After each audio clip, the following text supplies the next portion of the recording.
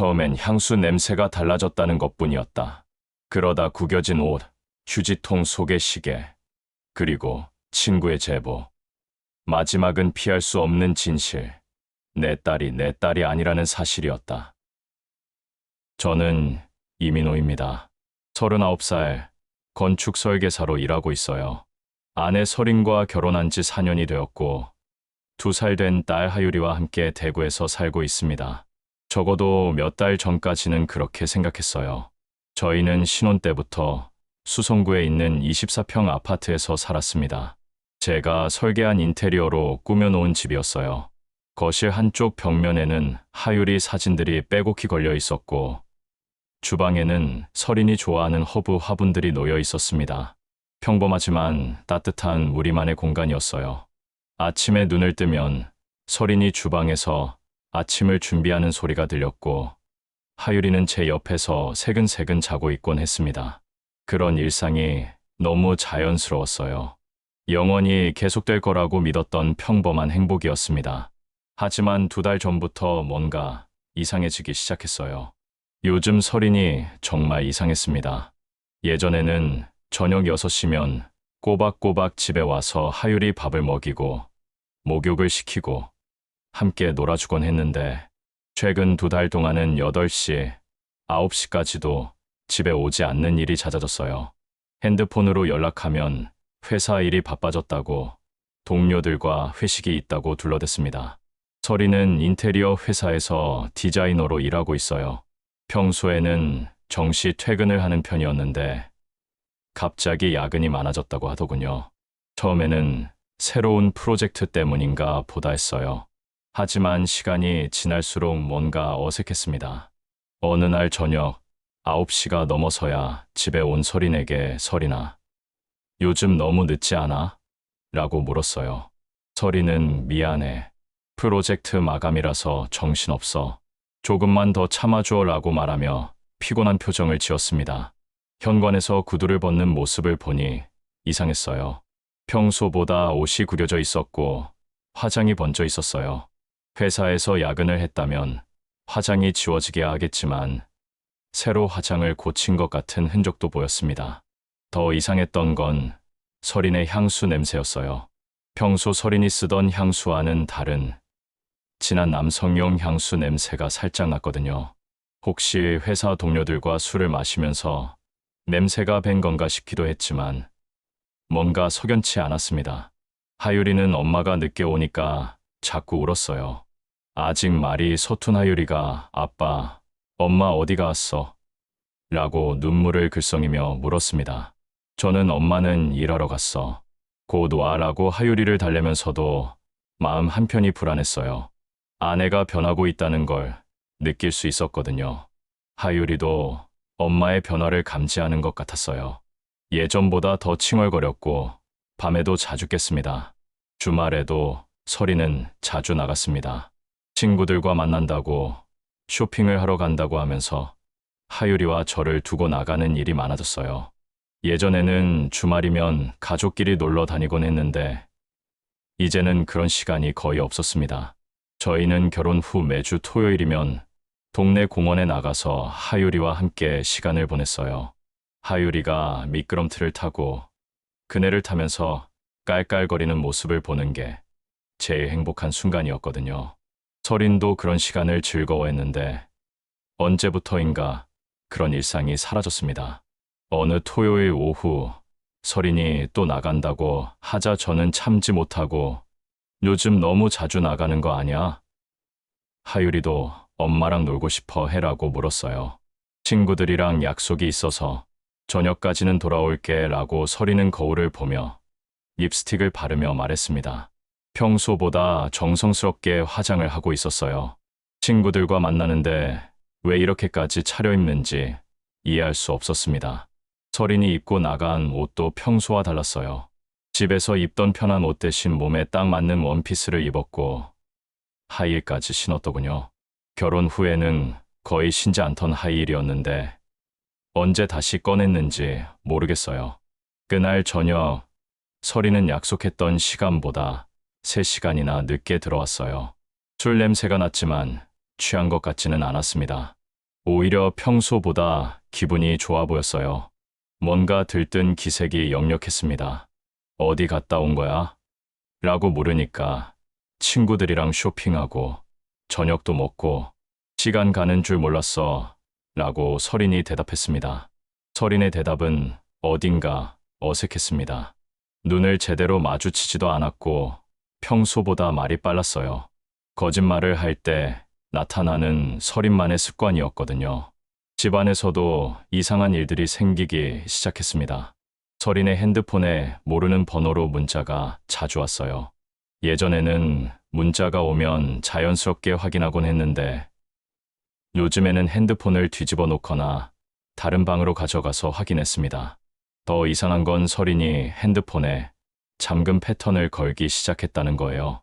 결혼 후 4년 동안 한 번도 잠금을 걸어본 적이 없었는데 갑자기 왜 그러는지 이해할 수 없었어요.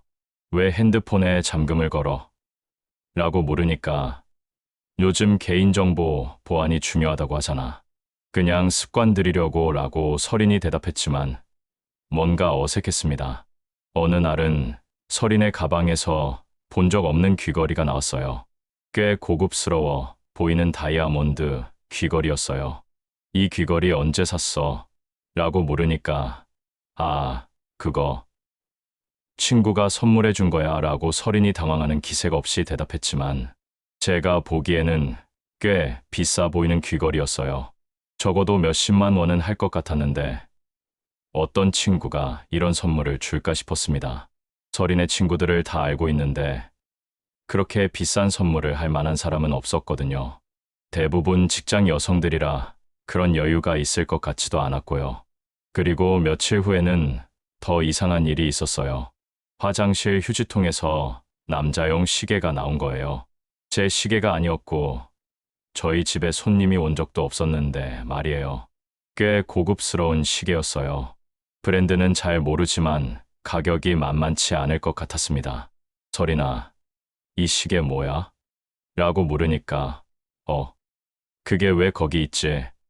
아마 수리 맡겼던 시계인 것 같은데 라고 설인이 대답했습니다. 설인의 대답은 더욱 이상했습니다. 시계를 수리 맡겼다가 왜 휴지통에 버렸을까요? 그리고 제가 알기로는 설인이 시계를 수리 맡긴 적이 없었어요. 이런 일들이 계속되면서 저는 점점 의심을 품게 되었어요. 아내가 다른 남자와 만나고 있는 건 아닐까 하는 생각이 머릿속을 떠나지 않았습니다. 설인의 옷차림도 변했어요. 예전에는 집에서 편한 옷을 주로 입었는데 요즘에는 외출할 때마다 정성스럽게 차려입었습니다. 화장도 전보다 진하게 했고 향수도 더 많이 뿌렸어요. 심지어 속옷도 새로 샀더군요. 설인의 속옷은 제가 빨래할 때 자주 봤는데 언제부터인가 본 적 없는 레이스 속옷들이 생겼어요. 결혼 후에는 편한 걸 위주로 입었는데 갑자기 왜 그런 걸 샀는지 의아했습니다. 속옷은 언제 샀어? 라고 물으니까 오래된 거라서 새로 좀 샀어. 여자도 예뻐져야지 라고 설인이 웃으며 대답했지만 뭔가 어색했어요. 하지만 확신할 수는 없었어요. 혹시 제가 너무 예민하게 생각하는 건 아닐까 싶기도 했거든요. 설인과 4년간 결혼 생활을 해오면서 한 번도 의심해 본 적이 없었으니까요. 설인은 원래 사교적인 성격이었어요. 친구들도 많았고 사람들과 어울리는 걸 좋아했습니다. 혹시 정말로 친구들과 만나는 시간이 늘어난 건 아닐까 하는 생각도 해봤어요. 하지만 설인의 친구 중에 제가 모르는 사람은 거의 없었어요. 결혼 전부터 알고 지낸 친구들이 대부분이었고 결혼 후에도 종종 만났거든요. 그런데 요즘에는 새로운 친구가 생겼다며 낯선 이름들을 언급하기 시작했습니다. 은정 언니 알지? 회사 선배인데 정말 좋은 분이야 라고 설인이 말했지만 저는 은정이라는 사람에 대해 들어본 적이 없었어요. 그런데 결정적인 순간이 찾아왔습니다. 운명의 날은 평범하게 시작되었어요. 목요일 오후 저는 회사에서 설계 도면을 검토하고 있었습니다. 새로 진행하는 아파트 단지 설계 작업이 한창이었거든요. 복잡한 구조 계산에 집중하고 있는데 그때 대학 동창인 준수에게서 전화가 왔어요. 민호야, 지금 시간 있어. 할 말이 있는데. 라고 준수의 목소리가 심각했습니다. 응, 뭔데? 라고 물으니까 전화로 하기엔 좀 잠깐 나올 수 있어. 회사 근처 카페에서 보자라고 하더군요. 준수는 제 대학 동기로 졸업 후에도 꾸준히 연락하며 지내던 친한 친구였어요. 설인과의 결혼식 때도 축사를 해줬을 정도로 가까운 사이였습니다. 그런 준수가 이렇게 심각한 목소리로 전화하는 건 처음이었어요. 30분 후, 저는 회사 근처 카페에서 준수를 만났어요. 준수는 평소보다 어두운 표정이었습니다. 뭔가 말하기 어려운 일이 있는 것 같았어요. 민호야, 너한테 할 말이 있어서. 근데 이거 말해야 할지 말아야 할지 고민 많이 했어. 라고 준수가 조심스럽게 말문을 열었습니다. 뭔데 그렇게 심각해? 라고 물었더니 준수는 잠시 망설이다가 입을 열었어요. 설인이 다른 남자랑 만나고 있는 것 같아. 라고 준수가 말했습니다. 순간 머릿속이 하얘졌어요. 뭐라고? 라고 되묻자 준수는 더욱 심각한 표정이 되었습니다. 어제 강남에 일이 있어서 갔는데 호텔 앞에서 설인이를 봤어. 남자랑 같이 있었는데 그냥 친구 사이가 아니었어. 라고 준수가 말했습니다. 무슨 말인지 자세히 설명해달라고 했더니 준수는 한숨을 쉬며 말했어요. 호텔 로비에서 남자랑 있었어. 그리고 같이 엘리베이터를 타고 올라가는 걸 봤어. 확실히 보고 싶지 않은 광경이었지만 설인이가 맞았어. 라고 준수가 말했습니다. 그 남자가 누군지 알아? 라고 물으니까 준수의 대답은 더욱 충격적이었어요. 너희 형이었어. 그리고 너희 형 친한 동생인 태민이도 함께 있었어. 라고 준수가 조심스럽게 말했습니다. 순간 세상이 무너지는 것 같았어요. 제 형과 형의 절친, 그리고 제 아내가 함께 있었다는 거였습니다. 더 정확히 말하면 제 아내가 그들 중 누군가와 부적절한 관계를 맺고 있다는 뜻이었어요. 제 형 민성은 저보다 3살 많은 42살이었어요. 미혼이었고 무역회사에서 일하고 있었습니다. 태민은 형과 고등학교 때부터 절친한 친구이자 동생으로 역시 미혼이었어요. 둘 다 저희 결혼식에서 중요한 역할을 했던 사람들이었는데 그들이 제 아내와 생각만 해도 끔찍했습니다. 확실해?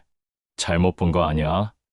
라고 간절히 물었지만 준수는 고개를 저었습니다. 미안해, 민호야. 나도 내 눈을 의심했어. 하지만 분명했어. 설인이가 맞았고 너희 형과 태민이도 맞았어. 세 사람이 아주 친밀해 보였어. 특히 설인이와 태민 사이가. 라고 준수가 말을 끝내지 못했습니다. 준수의 말에 따르면 설인과 태민이 특히 가깝게 지내는 것 같다고 했어요. 형은 중간 역할을 하는 것 같았다고 하더군요. 어쨌든 세 사람의 관계가 심상치 않다는 건 확실했습니다. 집으로 돌아가는 길은 지옥 같았어요. 머릿속이 복잡했고 가슴이 답답했습니다. 혹시 준수가 잘못 본 건 아닐까?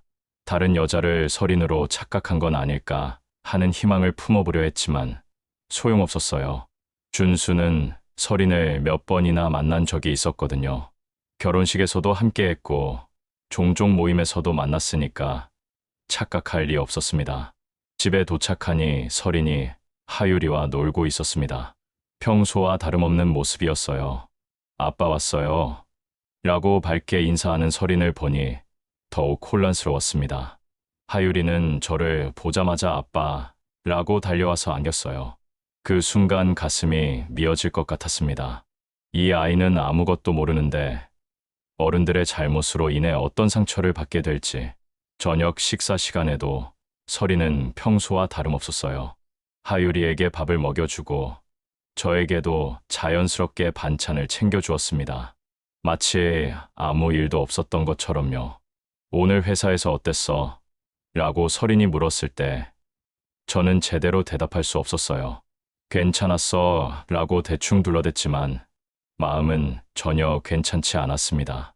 그날 밤, 서린이 잠든 후 저는 서린의 핸드폰을 확인해 봤어요. 물론 잘못된 일이라는 걸 알고 있었지만 진실을 알고 싶었습니다. 핸드폰에는 잠금 패턴이 걸려 있었어요.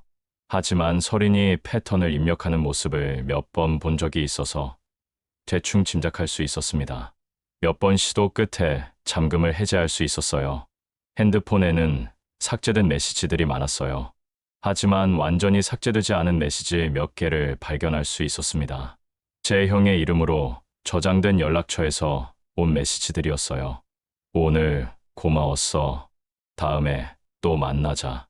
태민이도 너를 많이 좋아해. 조심해서 들어가. 내일 같은 시간에 만날까? 메시지 내용만으로는 확실하지 않았지만 준수의 증언과 함께 생각해보니 의미심장했어요. 더 자세히 살펴보니 태민의 번호도 저장되어 있었습니다. 언제부터 태민과 연락하고 있었던 걸까요? 태민과 주고받은 메시지도 있었어요. 보고 싶어. 오늘 정말 행복했어. 민호는 모르지. 우리만의 비밀로 해. 마지막 메시지를 보는 순간 가슴이 철렁했어요. 우리만의 비밀이라니. 더 이상 의심의 여지가 없었습니다. 며칠 후, 저는 직접 확인하기로 했습니다. 서린이 친구들과 만난다고 나간 날, 몰래 뒤를 따라갔어요. 물론 바람직한 행동은 아니었지만 진실을 알아야겠다고 생각했습니다. 서린은 시내 번화가의 한 호텔로 갔어요. 제가 가본 적 없는 고급 호텔이었습니다. 그리고 정말로 제 형과 태민이와 만났습니다. 세 사람은 마치 연인처럼 자연스럽게 행동했어요. 특히 서린과 태민 사이의 스킨십이 심상치 않았습니다. 호텔 로비에서 30분 정도 이야기하다가 세 사람은 함께 엘리베이터를 탔어요. 그 모습을 보는 순간 모든 게 확실해졌습니다. 준수가 본 게 맞았어요. 저는 호텔 로비에서 3시간을 기다렸어요. 세 사람이 언제 내려올지 궁금했거든요. 하지만 너무 늦어서 그냥 집으로 돌아왔습니다. 집으로 돌아와서 기다리고 있으니 서린이 11시가 넘어서 들어왔어요. 친구들과 재미있게 놀다 왔다고, 시간 가는 줄 몰랐다고 말했습니다. 하지만 제가 본 것은 친구들과의 만남이 아니었어요. 서린의 옷이 약간 흐트러져 있었고 화장도 지워져 있었어요. 그리고 태민이 쓰는 향수 냄새가 났습니다. 저는 태민의 향수를 알고 있었거든요. 몇 번 만났을 때 특이한 냄새라고 생각했던 것이었어요. 그날 밤, 저는 잠을 이룰 수 없었습니다.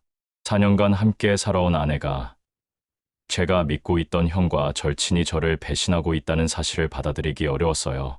더 큰 충격은 며칠 후에 기다리고 있었습니다. 동네 병원에서 우연히 만난 간호사 누님이 저에게 조심스럽게 말을 건넸어요. 간호사 이 누님은 저희 동네에서 오래 살던 분으로 하유리가 태어날 때부터 지켜본 분이었어요. 민호야, 혹시 하유리 혈액형 검사해 본 적 있어? 라고 물었습니다. 왜 그런 걸 물어보시는데요? 라고 반문했더니 간호사 언니는 더욱 조심스럽게 말했습니다.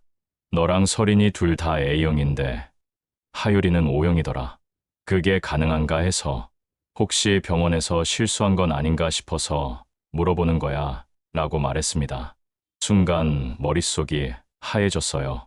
저와 서린 모두 A형인데 하유리가 O형이라는 건 유전학적으로 불가능했습니다. 고등학교 생물 시간에 배운 내용이었거든요. AA형과 AA형 사이에서는 A형 아이만 태어날 수 있었어요. 그 말은 하유리가 제 친딸이 아닐 가능성이 높다는 뜻이었어요. 집으로 돌아와서 하유리를 보니 마음이 찢어지는 것 같았어요. 2년 동안 제 딸이라고 생각하고 사랑했던 아이가 혹시 다른 남자의 아이일지도 모른다는 생각이 들었습니다. 그 남자가 제 형일 수도 있고 태민일 수도 있었어요. 둘 다 B형이었거든요. B형과 A형 사이에서는 O형 아이가 태어날 수 있었습니다. 하유리를 보니 갑자기 낯설게 느껴졌어요. 평소에는 못 본 것들이 보이기 시작했습니다. 하유리의 눈매가 제 것과 다르다는 것, 코 모양도 저와 닮지 않았다는 것들이요. 그런데 잠깐 태민을 생각해보니 하유리와 닮은 점들이 있었어요. 태민은 쌍꺼풀이 있는 큰 눈을 가지고 있었는데 하유리도 그런 눈을 하고 있었거든요. 저는 쌍꺼풀이 없는 작은 눈이었는데 말이에요. 또 태민은 코가 오똑했는데 하유리도 어려서부터 코가 높았어요. 서리는 코가 그리 높지 않았는데 하유리의 높은 코가 어디서 왔는지 궁금했던 적이 있었거든요. 더 생각해보니 더욱 의심스러운 점들이 많았어요. 하유리가 태어났을 때부터 뭔가 이상했었거든요. 신생아 때부터 다른 아이들보다 덩치가 컸고 성장 속도도 빨랐어요. 저는 왜소한 편이었는데 하유리는 또래보다 훨씬 컸습니다. 그날 밤 저는 서린에게 직접 물어보기로 했어요. 서린아, 할 말이 있어 라고 했더니 서린이 뭔데? 라고 물었습니다. 하유리 혈액형 말이야. 라고 말을 꺼내자 서린의 얼굴이 순간 굳어졌어요. 그게 뭐? 라고 서린이 당황하며 물었습니다. 우리 둘 다 A형인데 하유리는 O형이야. 이게 말이 돼? 라고 물으니까 서린은 한참 동안 아무 말도 하지 못했어요. 그러면서 서린의 얼굴이 점점 창백해졌어요. 입술이 파르르 떨렸고 손도 떨리고 있었습니다. 혹시 병원에서 실수한 건 아닐까? 라고 서린이 떨리는 목소리로 말했지만 그 표정을 보니 이미 답을 알고 있는 것 같았어요. 병원 실수가 아니잖아. 서린아, 솔직히 말해봐. 하유리가 정말 내 딸이야? 라고 물었습니다. 그 순간 서린의 눈에서 눈물이 흘러내렸어요. 그리고 마침내 서린이 입을 열었습니다. 미안해, 민호야. 모든 걸 말할게 라고 서린이 눈물을 흘리며 말했습니다. 서린의 고백은 제가 상상했던 것보다 훨씬 충격적이었어요. 1년 반 전 제가 부산 출장을 2주간 다녀온 적이 있었어요. 대형 건설 프로젝트 때문에 장기간 출장을 가야 했었거든요. 그때 서린은 혼자서 하유리를 돌보고 있었는데 많이 힘들어 했었어요. 그 시기에 형과 태민이 서린을 도와준다며 자주 집에 왔다고 했어요. 하유리를 봐주고 서린의 외로움도 달래주고 처음에는 정말 도움을 주려는 마음이었을 거예요. 하지만 어느 날 밤 술을 마신 상태에서 일이 벌어졌다고 했습니다. 서린도 그때 많이 외롭고 힘들었다며 순간의 실수였다고 말했어요. 태민이랑 그런 일이 있었어. 한 번뿐이었어. 정말 한 번뿐이었다고 라고 서린이 울면서 말했습니다. 하지만 그 한 번으로 인해 하유리가 생겼다는 거였어요. 서린은 그 사실을 알고도 저에게 말하지 못했다고 했습니다. 왜 말하지 않았어? 왜 2년 동안이나 나를 속였어?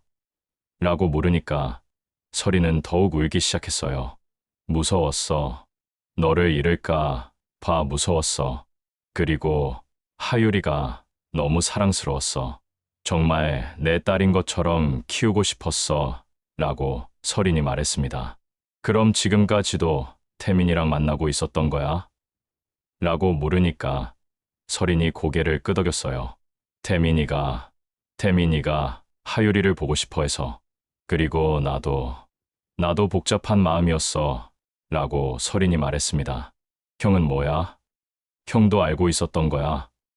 라고 물으니까 민성 오빠는 처음에는 몰랐어. 나중에 태민이가 말해서 알게 됐는데 우리 사이를 도와주겠다고 했어. 라고 서린이 대답했어요. 제 형이 제 아내와 태민의 불륜을 알면서도 도와줬다는 얘기였어요. 그것도 충격이었습니다. 서린의 고백을 들은 후 저는 며칠 동안 집 밖으로 나가지 못했어요. 회사에는 몸이 아프다고 연락했고 하유리 돌보는 일도 서린에게 맡겼습니다. 하유리를 보는 게 너무 힘들었거든요. 2년 동안 제 딸이라고 생각하며 사랑했던 아이가 사실은 저를 배신한 남자의 아이라는 게 받아들여지지 않았어요. 그렇다고 해서 하유리에게 죄가 있는 건 아니었지만 복잡한 감정을 정리할 수 없었습니다. 하유리는 아빠가 왜 자신을 안아주지 않는지, 왜 함께 놀아주지 않는지 몰랐을 거예요. 아빠, 아빠 하고 부르는데 제대로 반응해주지 못하는 제 자신이 미웠습니다. 서리는 계속 사과했어요. 매일 밤 울면서 용서해달라고, 다시 예전처럼 살자고 말했습니다. 민호야, 제발 용서해줘. 내가 미쳤었어. 정말 한순간의 실수였어. 다시는 그런 일 절대 없을게 라고 서린이 매일 반복해서 말했어요. 하지만 저는 답할 수 없었어요. 어떻게 용서할 수 있겠어요? 2년 동안 거짓말을 했는데, 태민과 계속 만났는데, 일주일 후, 저는 변호사 사무실을 찾았습니다. 이혼 전문 변호사인 김 변호사를 만났어요. 인터넷에서 찾은 유명한 변호사였습니다. 김 변호사 사무실은 시내 중심가에 있는 큰 빌딩 안에 있었어요. 깔끔하고 정돈된 사무실이었고, 김 변호사는 50대 초반의 차분한 분이었습니다. 상황을 자세히 설명드리니까 김 변호사는 심각한 표정으로 들으시더니 말씀하셨어요. 불륜 증거가 명확하면 이혼은 확실합니다. 더군다나 상대방이 남편의 형과 절친이라면 더욱 악질적인 사안이죠. 게다가 친자 관계까지 의심되는 상황이라면 라고 말씀하시더군요. 그럼 재산 분할은 어떻게 되나요? 라고 물으니까 유책 배우자이므로 재산 분할 청구권이 현저히 제한됩니다. 경우에 따라서는 아예 재산 분할을 받지 못할 수도 있어요. 오히려 정신적 피해에 대한 위자료를 받을 수 있을 겁니다. 라고 설명해 주셨습니다. 그리고 아이 문제에 대해서도 자세히 말씀해 주셨어요. 하지만 아이 문제는 법적으로 복잡합니다. 혈연 관계가 없더라도 출생신고상 아버지로 되어 있고 2년간 친아버지로 양육해왔다면 법적 아버지로 인정될 수 있어요. 하지만 친자검사 결과 친자 관계가 없다면 양육비 지급 의무는 없습니다. 라고 하시더군요. 그 말은 하율이가 제 친딸이 아니더라도 법적으로는 복잡한 상황이 될 수 있다는 뜻이었어요. 친자검사는 할 수 있나요? 라고 물으니까 가능합니다.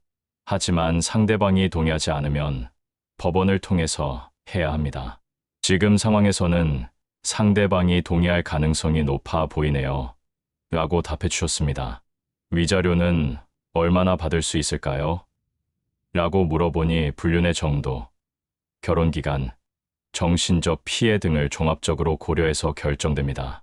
이 경우에는 상당한 금액을 받을 수 있을 것 같습니다. 아마 3천만 원에서 5천만 원 정도는 가능할 것 같아요. 라고 말씀해 주셨어요. 그리고 김 변호사는 한 가지 더 조언해 주셨어요. 혹시 상대 남성들을 상대로도 손해배상을 청구할 수 있습니다. 특히 남편의 형이라면 더욱 악질적이라고 볼 수 있어요. 민법상 불법행위로 인한 손해배상을 청구할 수 있을 겁니다. 라고 말씀하셨습니다. 형과 태민을 상대로도 소송을 할 수 있다는 얘기였어요. 생각해보니 당연한 일이었습니다. 그들도 제 가정을 파괴한 공범이었으니까요. 변호사와 상담을 마친 후 저는 마음을 정했어요.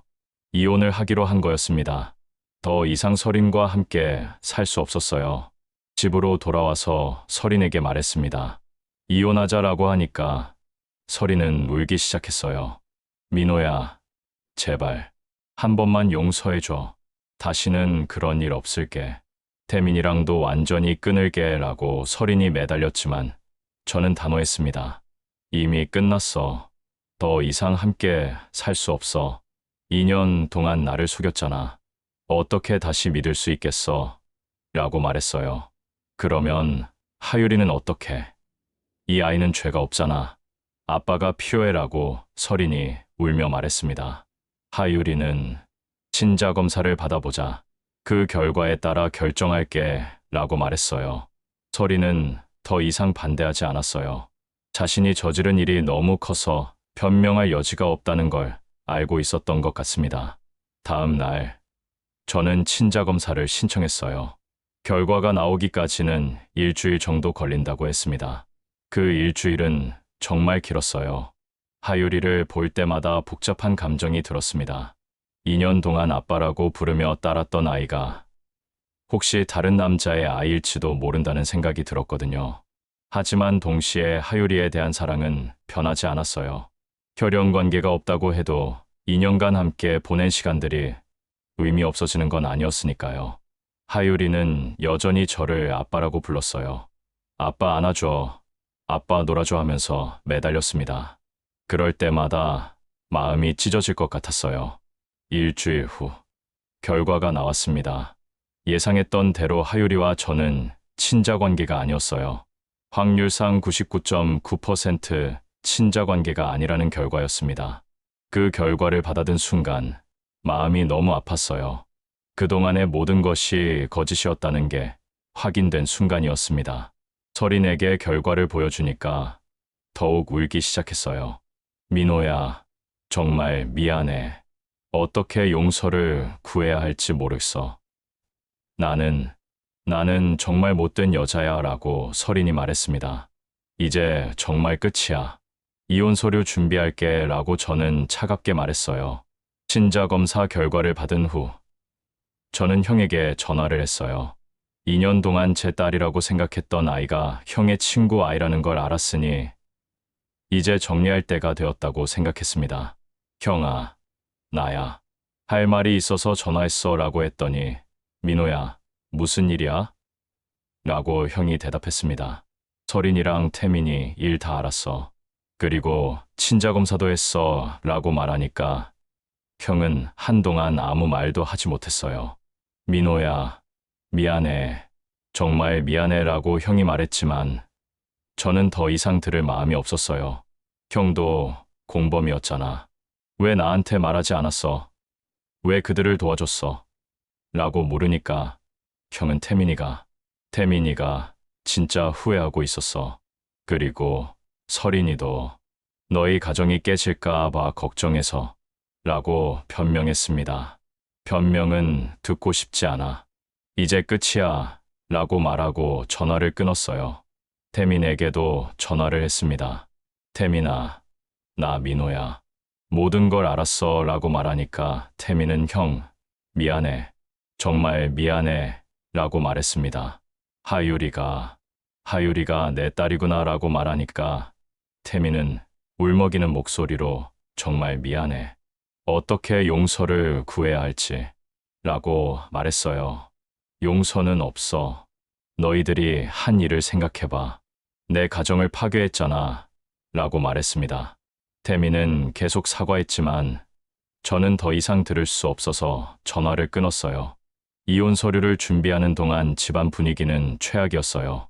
서리는 하루 종일 울기만 했고 하유리는 엄마 아빠의 상황을 이해하지 못해 더욱 불안해했습니다. 하유리는 왜 엄마가 자꾸 우는지, 왜 아빠가 자신과 놀아주지 않는지 몰랐을 거예요. 그냥 집안 분위기가 이상하다는 것만 느꼈을 겁니다. 엄마 왜 울어? 아빠 왜 안 놀아줘? 라고 하유리가 물을 때마다 가슴이 아팠어요.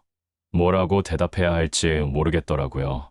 제 형과 태민에게는 더 이상 연락하지 않았어요. 당장 만나면 주먹이 나갈 것 같았거든요. 나중에 법적으로 처리하기로 했습니다. 변호사로부터 이혼 서류가 완성되었다는 연락을 받은 날, 서린이 짐을 싸고 있었어요. 어디 갈 거야? 라고 물으니까 친정으로 가려고 해. 당분간은 거기서 지내면서 생각해 볼게 라고 서린이 대답했습니다. 하유리도 같이 데려갈 거야? 라고 물었더니 응, 당연하지. 하유리는 내가 키워야지 라고 서린이 말했어요.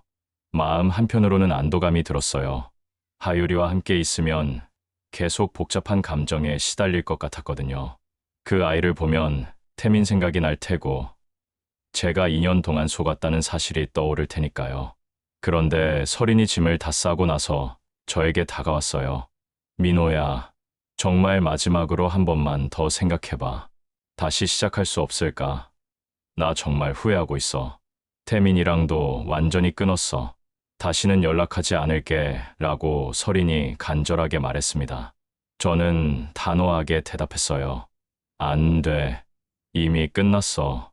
더 이상 너를 믿을 수 없어. 2년 동안이나 나를 속였잖아. 그리고 하율이가 내 딸이 아니라는 걸 알면서도 계속 속였고 라고 말했습니다. 설인의 눈에서 눈물이 흘렀어요. 하지만 더 이상 매달리지는 않았습니다. 자신이 한 일이 얼마나 큰지 알고 있었던 것 같아요. 그럼 하율이만큼은 가끔 봐줄 수 있어. 이 아이에게는 아빠가 필요해. 비록 친아빠는 아니지만 2년 동안 아빠였잖아 라고 설인이 조심스럽게 물었습니다. 그건 나중에 생각해 볼게. 지금은 모르겠어 라고 대답했어요. 솔직히 그 순간에는 어떻게 해야 할지 확실하지 않았습니다. 설인이 하율이를 안고 집을 나가는 모습을 보니 가슴이 아팠어요. 2년 동안 아빠라고 불렀던 아이가 떠나는 모습을 보는 건 쉽지 않았습니다. 하율이는 저에게 손을 흔들며 아빠, 안녕. 하율이 착하게 있을게 라고 말했어요. 그 순간 눈물이 날 뻔했지만 꾹 참았습니다. 문이 닫히고 나서야 눈물이 나왔어요. 2년 동안 함께 살았던 가족이 이렇게 헤어지게 되다니. 모든 게 거짓이었다고는 하지만 그동안의 시간들이 무의미하지는 않았는데 말이에요. 설인과 하율이가 떠난 후 집은 너무 조용했어요. 2년 동안 아이의 웃음소리와 울음소리로 가득했던 집이 갑자기 텅 빈 것 같았습니다. 거실 소파에 혼자 앉아 있으니 지난 4년간의 기억들이 스쳐 지나갔어요. 설인과 처음 만났을 때, 결혼식을 올렸을 때, 하율이가 태어났을 때의 기억들이 떠올랐습니다. 설인과 처음 만난 건 5년 전이었어요. 친구의 소개팅에서 만났는데 첫인상이 정말 좋았어요. 밝고 활발한 성격에 인테리어 디자이너라는 직업도 제 건축 설계사와 잘 맞는다고 생각했거든요. 연애할 때는 정말 행복했어요. 설인은 제가 설계한 건물들을 보러 다니는 걸 좋아했고, 저도 설인이 꾸민 인테리어를 보는 게 즐거웠어요. 서로의 일에 대해 이해하고 응원해주는 사이였습니다. 결혼식 때는 정말 행복했어요. 설인이 웨딩드레스를 입고 나타났을 때 얼마나 아름다웠는지. 그때는 평생 함께할 거라고 생각했는데 모든 게 거짓이었던 거예요. 하율이가 태어났을 때도 기억이 선명해요. 병원에서 처음 하율이를 안았을 때의 감동, 그 작은 손가락들, 제 얼굴을 빤히 쳐다보던 눈망울. 그때는 정말 제 딸이라고 생각했는데 사실은 다른 남자의 아이였던 거예요. 냉장고를 열어보니 하율이가 좋아하던 요구르트와 과일들이 그대로 있었어요. 이제는 필요 없는 것들이었지만 버릴 수가 없었습니다. 하율이가 매일 아침마다 딸기 요구르트 달라고 조르던 모습이 떠올랐거든요. 하율이 방에 들어가 보니 장난감들이 그대로 놓여 있었어요. 블록, 인형, 그림책들. 2년 동안 하율이와 함께 놀았던 것들이었는데 이제는 주인 없는 물건들이 되었어요. 특히 하율이가 가장 좋아하던 곰 인형을 보니까 눈물이 났어요. 매일 밤 그 인형을 안고 잠들었는데 급하게 나가느라 두고 갔나 보더라고요. 그날 밤은 잠이 오지 않았어요. 너무 조용해서 오히려 잠들기 어려웠습니다. 평소에는 하율이가 밤에 깨서 울면 달래주느라 잠을 제대로 못 잤는데 정작 조용하니까 더 이상했어요. 새벽 3시쯤 하율이 우는 소리가 들리는 것 같아서 깨어났어요. 하지만 집에는 저 혼자뿐이었죠. 2년 동안의 습관 때문에 환청이 들렸나 봅니다. 다음 날부터는 일상을 다시 만들어가야 했습니다. 회사에서는 개인적인 사정이 있어서 당분간 집중하기 어려울 것 같다고 말했어요. 동료들은 자세한 걸 묻지 않고 이해해 주었습니다. 점심시간에 혼자 식사하는 게 어색했어요. 전에는 설인이 도시락을 싸주곤 했는데 이제는 그런 것도 없었습니다. 회사 식당에서 혼자 밥을 먹는데 다른 동료들이 가족 이야기를 하는 걸 듣기가 힘들었어요. 저녁에 집에 들어가면 아무도 반겨주는 사람이 없었어요. 예전에는 하율이가 아빠라고 뛰어나와서 안겼는데 이제는 그런 일도 없었습니다. 현관문을 열면 어둠과 정적만이 저를 맞았어요. 식사도 제대로 하지 못했어요. 혼자 밥을 해먹기도 귀찮았고 입맛도 없었거든요. 편의점에서 간단한 것들로 때우는 날이 많아졌습니다. 일주일이 지나자 준수가 걱정이 되었는지 연락해 왔어요. 민호야, 괜찮아. 얼굴이 많이 안 좋아 보이던데. 밥은 제대로 먹고 있어. 라고 준수가 물었습니다. 괜찮아. 시간이 필요할 뿐이야. 라고 대답했지만 사실 괜찮지 않았어요. 하루하루가 힘들었고 무기력감에 빠져 있었습니다. 준수는 가끔 저녁을 같이 먹자고 했지만 대부분 거절했어요. 다른 사람들과 어울리고 싶은 마음이 없었거든요. 사람들을 만나면 가족 이야기가 나올 텐데 그런 걸 듣기 싫었어요. 한 달이 지났을 때 설인에게서 연락이 왔어요. 민호야, 하율이가 아빠를 많이 찾아. 한번 볼 수 있을까? 하율이가 아빠 언제 와? 하고 계속 물어봐라고 문자가 왔습니다. 마음이 복잡했어요. 하율이를 보고 싶기도 했지만 설인을 만나는 것도 부담스러웠고 또 하율이와의 관계를 어떻게 정의해야 할지도 모르겠었습니다. 그 아이는 저를 아빠라고 생각하고 있을 텐데 사실은 친아빠가 아니잖아요. 언젠가는 진실을 알게 될 텐데 그때까지 계속 만나는 게 맞는 건지 확신이 서지 않았어요. 결국 나중에 다시 연락할게 라고 답장했어요. 그런데 며칠 후 우연히 마트에서 하율이를 봤어요. 설인과 함께 장을 보러 온 것 같았습니다. 하율이는 저를 보자마자 아빠라고 소리치며 뛰어왔어요. 그 순간 가슴이 뭉클했습니다. 한 달 만에 보는 하율이는 좀 더 자란 것 같았어요. 하율아라고 하율이를 안아주었는데 정말 보고 싶었던 아이였어요. 그 작은 몸, 익숙한 냄새, 저를 보며 웃는 모습, 친자 관계가 아니어도 2년간 함께한 감정은 변하지 않더군요. 아빠, 어디 갔어? 왜 안 와? 하율이 보고 싶었어 라고 하율이가 말했을 때 뭐라고 대답해야 할지 몰랐어요. 설인도 다가와서 민호야 라고 조심스럽게 말을 걸었지만 저는 대답하지 않았어요. 하율이하고만 이야기했습니다. 하율아, 잘 지냈어? 엄마 말 잘 들었지? 라고 물으니까 응, 하율이 착하게 있었어. 엄마랑 할머니랑 같이 살아 라고 하율이가 대답했어요. 하율이와 잠깐 놀아준 후 먼저 자리를 떴어요. 더 오래 있으면 감정적으로 힘들어질 것 같았거든요.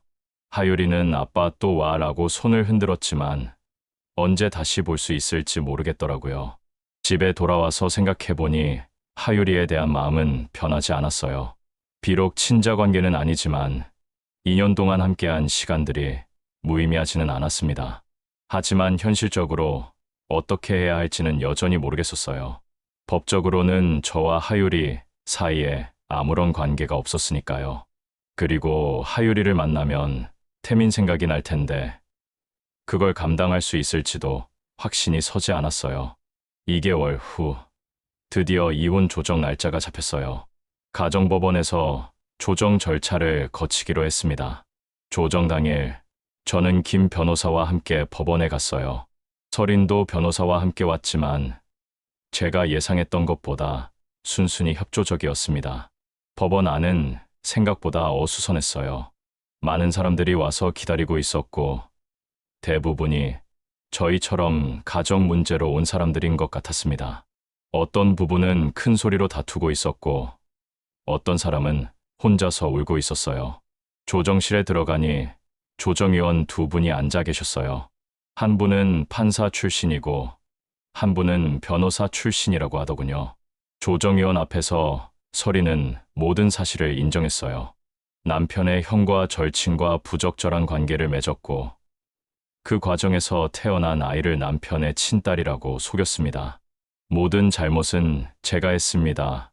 라고 설인이 떨리는 목소리로 말했습니다. 조정위원들도 이런 경우는 흔치 않다며 심각한 표정을 지었어요. 남편의 친형과 절친이 관련된 사안이라니 정말 악질적이라고 하시더군요. 제3분할에 대해서도 설인은 청구하지 않겠다고 했어요. 제가 잘못했으니까 제3분할은 받지 않겠습니다. 빨리 이혼이 성립되었으면 좋겠어요. 더 이상 남편에게 피해를 주고 싶지 않아요. 라고 서린이 말했습니다.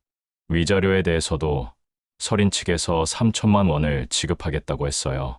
김 변호사가 5천만 원을 요구했지만 서린의 경제 상황을 고려해서 3천만 원으로 합의했습니다.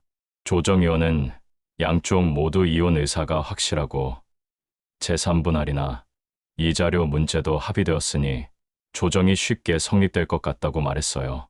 하율이 문제에 대해서는 서린이 단독으로 양육하기로 했습니다.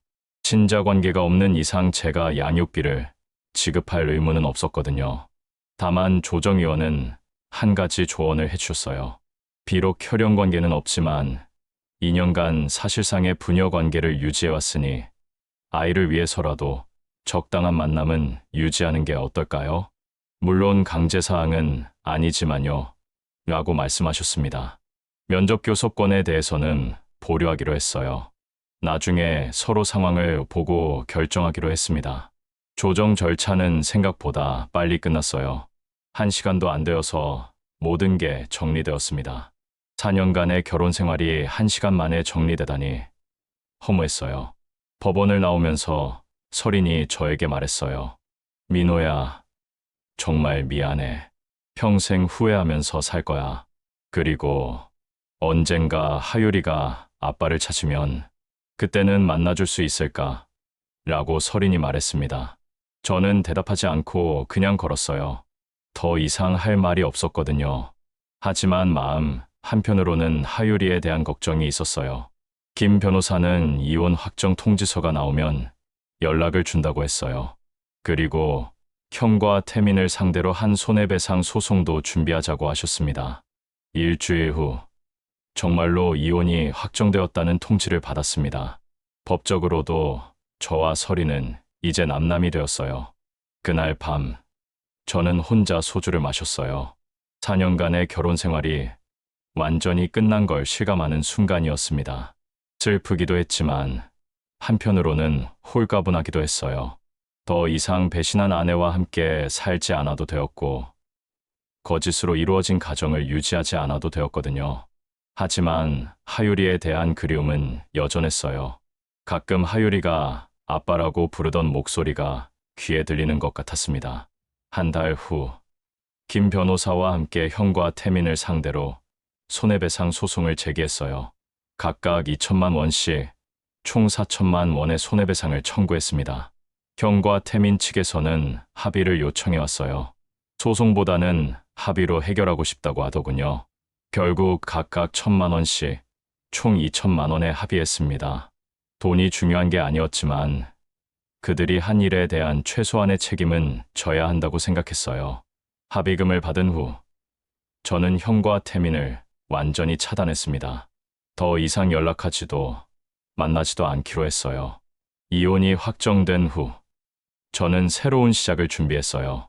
집을 정리하고 하율이 방도 다른 용도로 바꿨습니다. 하율이 장난감들은 기부했어요. 다른 아이들이 사용하면 좋겠다는 생각이 들었거든요. 하지만 하율이가 가장 좋아하던 곰 인형만은 따로 보관해 두었어요. 언젠가 하율이에게 돌려주고 싶어서요.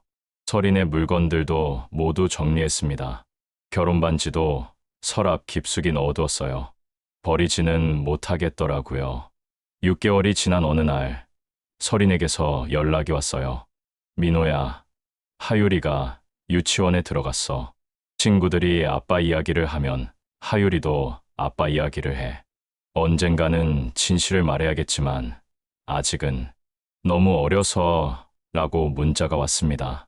그리고 며칠 후에는 하율이 사진이 왔어요. 어린이집 입학 사진이었는데 많이 자란 모습이었어요. 이제 3살이 된 하율이는 더욱 예뻐져 있었습니다. 사진을 보니 마음이 복잡했어요. 그 아이가 잘 자라고 있다는 건 다행이지만 언젠가 진실을 알게 될 때를 생각하니 마음이 아팠어요. 1년이 지난 지금 저는 혼자서 살아가고 있습니다.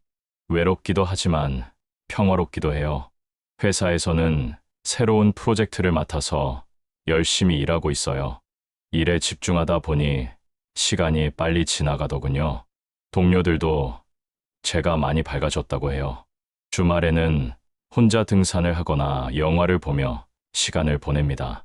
처음에는 혼자 하는 모든 게 어색했지만 이제는 익숙해졌어요. 가끔 하율이 생각이 날 때가 있어요. 그 아이가 잘 크고 있는지, 아빠를 찾지는 않는지 궁금합니다. 서린에게서 가끔 하율이 근황을 전해오는 문자가 와요. 하율이가 그림을 잘 그린다는 소식, 노래를 좋아한다는 소식, 친구들과 잘 어울린다는 소식들이요. 그런 문자를 받을 때마다 마음이 따뜻해지면서도 아팠어요. 그 아이의 성장 과정을 함께하지 못한다는 게 아쉬웠거든요. 언젠가 하율이가 커서 진실을 알게 되면 어떨까 하는 생각도 해봅니다. 자신의 출생에 대한 진실을 알게 되면 충격을 받을 텐데, 그때 제가 어떤 역할을 할 수 있을지 모르겠어요. 지금은 그냥 하루하루 살아가는 것에 집중하고 있어요. 무너진 가정의 잔해 속에서 새로운 삶을 시작하는 것이 쉽지는 않지만 포기하지 않으려고 합니다. 회사 동료들은 새로운 만남을 가져보라고 권하기도 해요. 소개팅을 주선해주겠다고 하는 사람들도 있고요. 하지만 아직은 그럴 마음이 없어요. 누군가를 다시 믿고 사랑한다는 게 두렵기도 하고 시간이 더 필요할 것 같습니다. 어쩌면 언젠가는 새로운 사람을 만날 수도 있겠죠. 하지만 지금은 혼자서도 충분히 살아갈 수 있다는 걸 배워가고 있어요. 4년간 쌓아온 가정이 하루아침에 무너졌지만 그렇다고 제 인생이 끝난 건 아니니까요. 새로운 시작은 언제든 가능하다고 생각합니다. 다만 하율이에 대한 마음만큼은 쉽게 정리되지 않을 것 같아요. 그 아이와 보낸 인연이 제게는 정말 소중한 시간이었거든요. 언젠가 하율이가 원한다면, 그리고 서린이 허락한다면 가끔은 만날 수 있기를 바라고 있어요. 비록 친아버지는 아니지만 한때는 아빠였던 사람으로서 말이에요. 몇 주 전에는 길에서 하율이 또래 아이를 보고 깜짝 놀란 적이 있어요. 뒷모습이 하율이와 너무 닮아서 잠깐 헷갈렸거든요. 그 순간 가슴이 뛰었지만 다른 아이였어요. 그런 일이 있을 때마다 하율이에 대한 그리움이 더해집니다. 그 아이가 지금 뭘 하고 있는지, 어떤 말을 하는지, 어떤 꿈을 꾸는지 궁금해요. 지금 이 순간 저는 텅 빈 집에 혼자 앉아 있습니다. 조용하지만 더 이상 외롭지만은 않아요. 무너진 것들 사이에서 다시 일어설 힘을 찾아가고 있으니까요. 이것이 저의 이야기입니다. 배신당한 남편이자 한때는 아버지였던 남자의 이야기. 아프고 쓰라린 경험이었지만 이제는 과거가 되었어요. 앞으로 어떤 일들이 기다리고 있을지 모르지만 하루하루 최선을 다해 살아갈 생각입니다. 그게 지금 제가 할 수 있는 전부이고 또한 해야 할 일이니까요. 때로는 가족이었던 시절을 그리워하기도 하지만 거짓 위에 세워진 행복보다는 혼자서라도 진실된 삶을 사는 게 낫다고 생각해요. 그리고 언젠가는 진정한 행복을 찾을 수 있을 거라고 믿습니다. 지금은 그 희망 하나로 버티고 있어요. 민호님의 이야기는 어떠셨나요? 사랑으로 시작한 결혼이었지만 그 끝은 누구도 상상하지 못한 배신과 거짓으로 무너지고 말았습니다. 아내의 불륜, 형과 지인의 배신, 그리고 친딸이라 믿었던 아이가 사실은 다른 사람의 아이였다는 충격. 그 모든 고통은 민호님을 무너뜨리기에 충분했죠. 하지만 이 이야기가 우리에게 남기는 건 단순한 비극만이 아닙니다. 민호님은 절망 속에서도 무너지지 않았습니다. 배신과 상실 속에서도 하루하루 자신을 다 잡으며 다시 일어설 용기를 택했습니다. 비록 사랑했던 가족을 잃었지만 그는 그 상처를 딛고 새로운 삶을 살아내고 있습니다. 우리의 삶에도 뜻하지 않는 시련과 아픔이 찾아옵니다. 때로는 너무나 잔혹하고 받아들이기 힘든 순간들이죠. 하지만 결국 중요한 건 그 아픔 속에서 무엇을 배우고 어떻게 다시 나아가느냐 하는 것입니다. 민호님의 이야기를 통해 우리는 알 수 있습니다. 거짓 위에 쌓인 행복은 오래 가지 못하지만 진실을 마주한 사람은 결국 더 단단해진다는 것을. 그리고 언젠가는 진정한 행복이 찾아올 수 있다는 희망을 붙들어야 한다는 것을요. 오늘도 끝까지 함께 해주셔서 감사합니다. 이야기가 마음에 와닿으셨다면 좋아요와 구독으로 응원해주세요. 여러분의 작은 관심이 더 많은 이야기를 만들어가는 힘이 됩니다. 다음 시간에 다시 인사드리겠습니다. 감사합니다. 안녕히 계세요.